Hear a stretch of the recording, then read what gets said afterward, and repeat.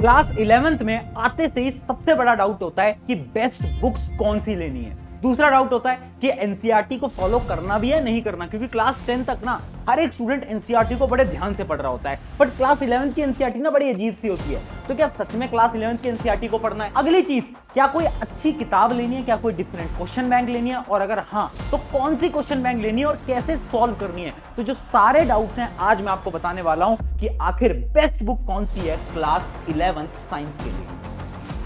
सो hi everyone, मैं हूं आप सभी का अपना प्रशांत भैया और लेकर आ गया हूं आपके लिए एक अगली वीडियो जो कि है बेस्ट बुक्स के ऊपर। देखो, मुझे पता है डाउट आपके मन में बहुत तेजी से चल रहा है कि भैया क्लास 11 चल रही है, समझ ही नहीं आ पा रहा। दोस्त बोल रहा है कि ये वाली बुक, मैं सोच रहा हूं ये वाली बुक, और अगला दोस्त बोल रहा है कोई और बुक। समझ ही नहीं आ रहा यार, कोई बेस्ट बुक बता दो ना यार। भैया मैं बोल रहा हूं तुम्हारी सारी प्रॉब्लम्स को आज लिख कर लाया हूं। सबसे पहली प्रॉब्लम, क्या एनसीईआरटी सफिशिएंट है? क्लास 10 तक हमारे लिए एनसीईआरटी सफिशिएंट थी, क्या 11th में एनसीईआरटी से काम चल जाएगा? मैं ना प्रशांत भैया स्कूल लेवल की तैयारी करना चाहता हूं, मैं जेईई नीट की तैयारी नहीं करनी। मुझे बस स्कूल लेवल के लिए बता दो बेस्ट बुक कौन सी है, उसके अलावा कौन सी बुक लेनी है, और क्या क्वेश्चंस को सॉल्व करने का तरीका क्या मुझे बुक्स के अंदर लगाना है, उसके अलावा कितनी किताबें लेनी है। भैया मेरा एक दोस्त है, वो तो ना 10 किताबें लेकर आया है। उसने तो भैया एचसी वर्मा भी ले ली, भैया उसने कुछ कुछ क्वेश्चन बैंक भी ले लिया, भैया उसने ये भी ले लिया वो भी ले लिया। भैया मैं क्या करूं? उसके अलावा पढ़ना कैसे है भैया इतनी सारी किताबें, और दोस्त की बुक बेटर है या मेरी किताब बेटर है ये कैसे पता चलेगा? इन सारी प्रॉब्लम्स को हटाओ। मुझे पता है आपके दिमाग में चल रहा है ना, साइंस के स्टूडेंट हो, मैं आपको बताता हूं कि आपके लिए क्या क्या चीजें इंपॉर्टेंट है। पहली चीज, एनसीईआरटी सफिशिएंट है या नहीं है? 10 तक मुझे पता है एनसीईआरटी सफिशिएंट थी, बट आज मैं आपको एक चीज बताने वाला हूं कि एनसीईआरटी फर्स्ट प्रायोरिटी है पर सबके लिए नहीं है। देखो, आपके साइंस में सब्जेक्ट कौन कौन से होते हैं? पी, फिजिक्स, केमिस्ट्री, मैथ और बायो। अब यहां पर समझने की कोशिश करना कि अगर आपको केमिस्ट्री को पढ़ना है तो एनसीईआरटी इनफ है, ठीक है। अगर आपको बायोलॉजी को पढ़ना है तो एनसीईआरटी इनफ है, पर अगर आपको मैथ्स और फिजिक्स को पढ़ना है NCERT is not enough. Specially physics के लिए तो बिल्कुल इनफ नहीं है। मैथ्स के लिए अगर आप एनसीईआरटी के क्वेश्चंस को प्रैक्टिस कर लेते हो, जो कि एक्सरसाइज क्वेश्चन के हैं, तो भी आपका थोड़ा बहुत काम चल जाएगा। मैं ये नहीं बोलूंगा बहुत हद तक काम चल जाएगा, थोड़ा बहुत 50-60% काम चल जाएगा। पर फिजिक्स के लिए, क्योंकि फिजिक्स में बहुत सारी डेरिवेशन होती है और एनसीईआरटी के अंदर कुछ भी नहीं है, तो फिजिक्स के लिए तो आपको एक्स्ट्रा बुक लेनी ही पड़ेगी। मैथ्स के लिए भी ले सकते हो। भैया फिर क्या केमिस्ट्री और बायो का काम, इन दोनों का काम जो है वो सिर्फ एनसीईआरटी से चल जाएगा? देखो, बायो का तो 80-90% काम चल जाएगा, बट हाँ केमिस्ट्री की अगर आपको क्वेश्चन प्रैक्टिस करनी है तो आपको कोई ना कोई क्वेश्चन बैंक ले लेनी चाहिए। अब यहां पर सवाल ही आता है, प्रशांत भैया ये बताओ कि एनसीईआरटी इंपॉर्टेंट है, आपने बता दिया किसके लिए? केमिस्ट्री और बायो के लिए। अब ये भी बता दो कि ये जो एनसीईआरटी है इसको पढ़ना कैसे है, मतलब क्या तरीका है जिससे कि मैं एनसीईआरटी को पढ़ूं।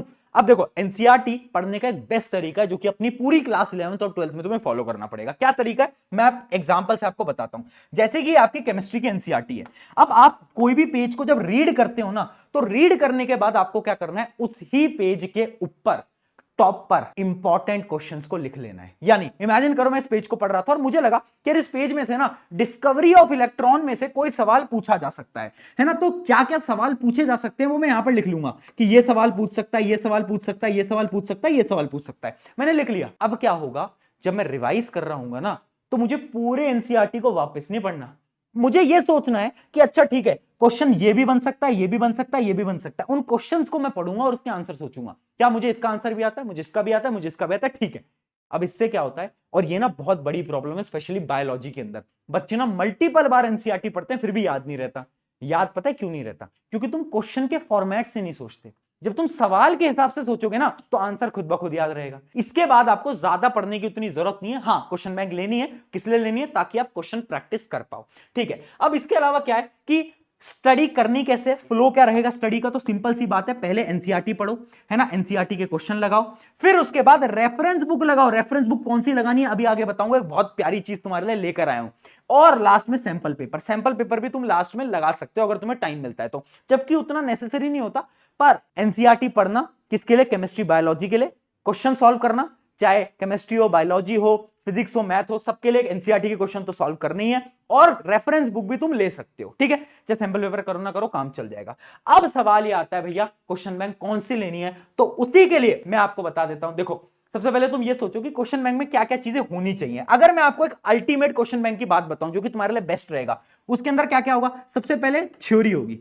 कैसी थ्योरी होगी? कंसाइज थ्योरी होगी। एक ऐसी थ्योरी जिसको तुम पढ़ो और तुम्हें याद हो जाए। एनसीईआरटी वाली थ्योरी नहीं, एनसीईआरटी की थ्योरी तो बहुत बेकार है, बहुत घटिया है, समझ ही नहीं आता, मुझे पता है, मेरे को भी नहीं आता था तुम्हारे टाइम पे। उसके बाद उस क्वेश्चन बैंक में क्वेश्चंस भी होने चाहिए और बहुत अच्छे लेवल के सवाल होने चाहिए, इजी भी होने चाहिए, डिफिकल्ट भी होने चाहिए, क्योंकि आजकल डिफिकल्ट क्वेश्चन पूछे जाते हैं, रियलिटी है, ठीक है। उसके बाद कुछ रिवीजन के लिए भी होना चाहिए। अगर ये 3 चीजें आपके क्वेश्चन बैंक में तो वेल इनफ, वो उससे आपका काम चल जाएगा। पर अगर आपने अभी तक क्वेश्चन बैंक नहीं लिया है तो लो भाई, तुम्हारे प्रशांत भैया फर्स्ट टाइम तुम्हारे लिए लेकर आ गए हैं question bank for class 11th, यानी अभी अभी मैंने लॉन्च करे हैं, एकदम नए नए ताजा ताजा, फर्स्ट टाइम, है ना। 10th 9th की तो बुक्स बहुत टाइम से निकाल रहा था, मैंने सोचा इस बार तुम आए हो 11th में, तुम्हारे लिए किताब लेकर आता हूं। और पता है सबसे अच्छी बात क्या है, जो फिजिक्स की बुक है ना, वो मैंने लिखी है। बहुत प्यारी किताब है, जब तुम्हारे पास पहुंचेगी ना तुम देखोगे, बहुत प्यार से बनाई है यार, वेरी ऑनेस्टली स्पीकिंग, बहुत प्यार से बनाई है। उसमें अपनी नॉलेज, अपने इंपॉर्टेंट क्वेश्चन सब डाले। उसके साथ साथ मैं केमिस्ट्री और बायोलॉजी की बुक भी तुम्हारे लिए लेकर आया हूं, बट ये जो फिजिक्स वाली है स्पेशली, ये तो मैंने बहुत प्यार से और खुद से लिखी है, ठीक है। आपको बंडल मिल जाएगा तीनों का। अब भैया क्यों लें, आपकी किताब में ऐसा क्या है जो कि हम ले ले। सबसे पहले मैं आपको ये बुक दिखाई देता हूं, तो ये रही टिडिंग टिडिंग बड़ी प्यारी किताब। तो आप देख सकते हो, ये अपना कवर है ना। कवर के बाद ही आपको मेरा नाम दिखेगा, अगली पे मेरा एक तस्वीर दिखेगी, ये देखो। उसके ऊपर मैंने कुछ इंपॉर्टेंट मैसेज भी आपके लिए लिख रखा है। थोड़ी मोटी किताब है क्योंकि 11th में आ गए हो, पूरी 11th, अब इतनी मोटी किताब तो तुम्हें पढ़नी पड़ेगी। इसके अंदर सबसे अच्छी बात क्या है, देखो पीछे लिखा भी हुआ है कि ना चैप्टर वाइज नोट्स हैं। और जब मैं बोल रहा हूं नोट्स, तो देखो मैं तुम्हारी ना प्रॉब्लम समझता हूं, मुझे पता है नोट्स बहुत बेकार है एनसीईआरटी के अंदर, बाकी क्वेश्चन बैंक में भी उतने अच्छे नोट्स नहीं मिलते। मैंने इसके अंदर जो नोट्स डाले हैं ना, वो टॉपिक वाइज डाले हैं। जैसे motion in straight line topic 2 है, तो इस टॉपिक में क्या क्या क्वेश्चंस बन सकते हैं, क्या क्या नोट्स हैं, वो सारी चीजें इसके अंदर मैंने लिख दी हैं। हर एक नोट्स को ना ऐसे बनाया गया है जैसे कि तुम्हारा बड़ा भाई तुम्हें पढ़ा रहा है, इस प्रकार से बनाया गया है, ठीक है। तुम देख सकते हो कि वेलोसिटी वगैरह के क्वेश्चन वगैरह सब कुछ बड़े प्यार से बनाए गए हैं। टॉपिक वाइज थ्योरी मिल रही है और उसके छोटे मोटे न्यूमेरिकल भी दे दिए वहां पर, ठीक है। तो ऐसे थ्योरी को बहुत प्यारे तरीके से बनाया, ग्राफ्स तक डिटेल में समझाए हैं, क्या क्या ग्राफ पूछे जा सकते हैं, ग्राफ्स भी इसके अंदर आपको बनाकर दे रहा हूं, ठीक है। फिर आता है मेन काम, जो कि है क्वेश्चन प्रैक्टिस। तो भैया आपकी किताब के अंदर क्वेश्चन प्रैक्टिस के लिए क्या है ये तो बताओ। तो सबसे पहले समझो, हर एक चैप्टर की बात करते हैं, जैसे कि मैं मान लेता हूं यूनिट एंड मेजरमेंट, तो सबसे पहले आपको मिलेंगे टॉपिक नोट्स जो कि बहुत बेस्ट हैं।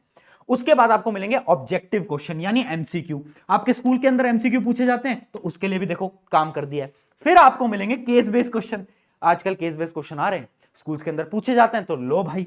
और फिर आ रहे हैं सब्जेक्टिव क्वेश्चन, सब्जेक्टिव क्वेश्चन यानी जो पूरे थ्योरेटिकल क्वेश्चन होते हैं, 3 मार्कर 5 मार्कर, वो भी मिलेंगे। और लास्ट में आपको मिलेंगे न्यूमेरिकल्स। ये न्यूमेरिकल्स फिजिक्स के अंदर बेस्ट न्यूमेरिकल को मैं आपके लिए लेकर आया हूं, बाकी के अंदर भी बेस्ट न्यूमेरिकल्स है, बट फिजिक्स के अंदर तो मैंने एक एक न्यूमेरिकल देखा है, तो मजा आएगा तुम्हें।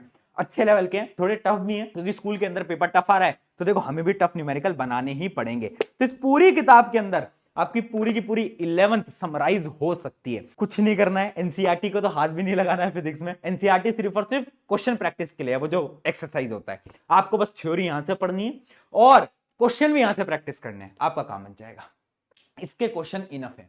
और इसके जो क्वेश्चंस है ना, वो बहुत ज्यादा अच्छे इसलिए भी है ना, क्योंकि मैंने 3 लेवल ऑफ क्वेश्चंस आपके लिए बनाए हैं। पहला लेवल क्या है, इजी। सबसे पहले बच्चे इजी क्वेश्चन करेगा, फिर मीडियम करेगा, फिर क्या करेगा, फिर हार्ड करेगा। तो उससे क्या होगा, फ्लो बनेगा, तो आराम से आपकी प्रिपरेशन बहुत अच्छी तरीके से होती रहेगी। तो फिजिक्स का जो डर है उससे घबराना नहीं है, ये सारी चीजें आपके लिए बना दी हैं। और इसके जो सॉल्यूशंस है ना यार, वो बहुत बेस्ट है, डिटेल में आपको सॉल्यूशन भी मिल जाएंगे, तो आपका काम पूरी तरीके से चल जाएगा। अब सवाल आता है भैया ये कितने की है, तो मैं साफ साफ बता देता हूं, इसकी जो एमआरपी है वो है 599, पर लिमिटेड टाइम के लिए एक लिंक मैं आपको दे रहा हूं डिस्क्रिप्शन के अंदर, उस लिंक में आप जाओगे तो आपको 539 से भी थोड़े कम प्राइस की ये किताब मिल जाएगी लिमिटेड टाइम के लिए। अब तुम पूछोगे भैया थोड़ी महंगी किताब हो गई है, देखो रियलिटी बताऊंगा, झूठ नहीं बोलूंगा। ये किताब की जो पेजेस हैं, अगर मैं आपको ओवरऑल पेजेस बताऊं तो वो कितने हैं, 421 पेजेस हैं इसके अंदर ओवरऑल, तो मोटी किताब है, तो इस वजह से कॉस्ट इसकी इतनी है ना। ये एक बुक की है फिजिक्स की, आपको पूरा बंडल लेना है तो बंडल ले लो, क्योंकि पूरे बंडल भी मैं देख चुका हूं, बहुत बेस्ट है। फिजिक्स के साथ साथ केमिस्ट्री और बायोलॉजी की बुक भी बहुत प्यारी है। इसके अंदर ना मैंने बहुत छोटे छोटे अपने स्टिकर्स भी लगवाए हैं, है ना, आपको दिखेंगे प्रशांत भैया की मोटिवेशनल स्टिकर्स की, जाकर पढ़ ले, मूर्ख बालक क्या कर रहा है, ये सारी चीजें आपको डिटेल के अंदर इसमें देखने को मिलेंगी। तो अपने बड़े प्यार से अंदाज से बनाया गया है, तो आप जाकर ले सकते हो, लिंक है डिस्क्रिप्शन के अंदर। क्या देख रहे हो, जाओ और देखो। किताब लो ना लो, मैं बस बता रहा हूं कि मैंने बुक निकाल दी है, जिन्होंने ऑलरेडी ले रखी है मत लेना, पर हाँ अभी तक नहीं लिए तो ले लेना। और मैं चाहता हूं कि तुम पढ़ाई करो, 10th में मेरे साथ पढ़ रहे थे, 11th में भी तुम्हारे साथ खड़ा हूं, टेंशन नहीं आने दूंगा, तेरा बड़ा भाई तेरे साथ है। शुक्रिया एवरीवन, मैं हूं आप सभी का अपना प्रशांत भैया, बाय बाय।